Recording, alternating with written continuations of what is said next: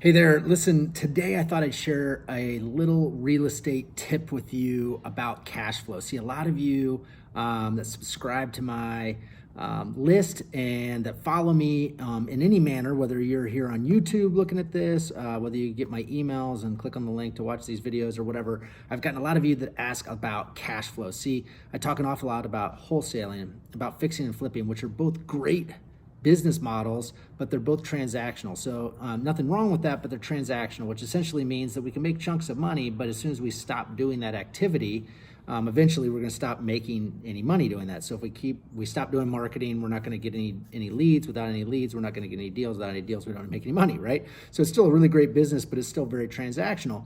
But the people that I know that are extremely wealthy, those that have built wealth over many, many years and continue to preserve that, keep that, and grow that, are those that have focused on cash flow. Now, they might have businesses that are in the fix and flip space. They might have businesses that are in the wholesaling space. They might have other businesses entirely. They might be doctors or attorneys or CPAs or just work at a regular job. But those that have actually done very well and built really strong wealth is through passive income generating activities, what I call cash flow. All right. And so when I first got started in my career, which holy cow was almost 20 years ago now. So talking a little bit about my age, one of the things I did in that first year, maybe 18 months in, was doing something that Bigger Pockets now calls the BRRRR method. Now, I didn't know that term, the BRRRR method, which is BRRRR, which stands for buy, rehab, refinance, rent, and so I don't know, there's a bunch of other in the R's there, but anyway, essentially here's the method without me trying to get into their whole BRRRR method, because that's not exactly that's not a term that obviously I came up with. So here's what that looks like, all right? So what that looks like is that you buy a distressed asset, right? We can get these assets lots of different ways. And this video is not gonna go into all those different ways right now. So I mean, obviously we can do marketing direct to the seller. We can find deals off the MLS. We can go door knocking on pre-foreclosures. We can buy properties at the auction.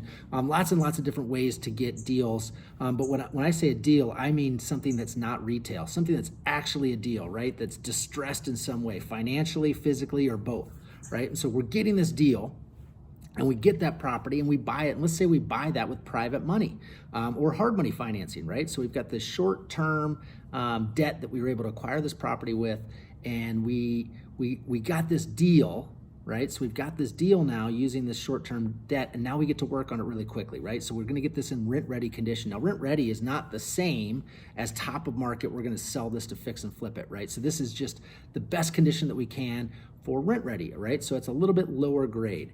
And so we're gonna get that property dialed in, and then we're gonna refinance that property, all right? So once we've gotten that property all fixed up, we're gonna start working on the refinance. And so we're gonna go get a traditional loan on this property, a 30-year fixed interest rate mortgage. And at the same time, simultaneously, we're gonna go rent that property out for top of market dollar, all right? And so once we get our tenant moved in and we've got our refinance done, now we actually have an asset that's going to cash flow. Now, again, we have to have done everything properly, which means that in order for it to truly cash flow, and anybody that's ever attended any of my courses, see me speak anywhere, you'll hear me beat this drum over and over and over again. Do not buy a property that doesn't truly cash flow. So you're gonna have to do some of this analysis on the front end before you ever buy it. Is the rents going to clear what your mortgage payment is? That's PITI, principal, interest, taxes, and insurance. Is it gonna clear all of those things and cover your property management and cover any maintenance costs that you're gonna have ongoing? And if it cash flows above that, even if it's just $25 a month, boom, that's a cash flow deal, right? Because now you've got all these things that are gonna start working in your favor. You've got amortization, which is the loan that's gonna be paying down over time. You're gonna have other great things like depreciation, which is money you can write off on your taxes, and then potentially even appreciation with the property value going up over time. So those are the keys right there. And then repeat, right? So that's the last R that I couldn't think of there just a minute ago when we're talking about the BRRRR method. So the last R in the BRRRR method is repeat. So it's just kind of rinse and repeat. So we just go out and we find another distressed asset, we rehab it, we rent it, we refinance it, and we repeat, all right? And so this really is a great way to build long-term wealth. And you don't have to do a ton of this. I mean, do 1, 2, 3, 4 deals a year like this, all right? Depending on what your situation is, don't quit your day job, and this over a period of time will really begin to change your life. This is actually how I started out. I started buying rental properties doing exactly this method long before I ever even heard of this concept that's become popularized now called the BRRRR method. This is what I did. This is what I started out doing. This is how I built a rental portfolio over many, many years, and it was just being focused and making a decision to do this over a period of time. I'm going to keep acquiring a property and add it to my rental portfolio that cash flows. Keyword, cash flows. It must cash flow today, all right?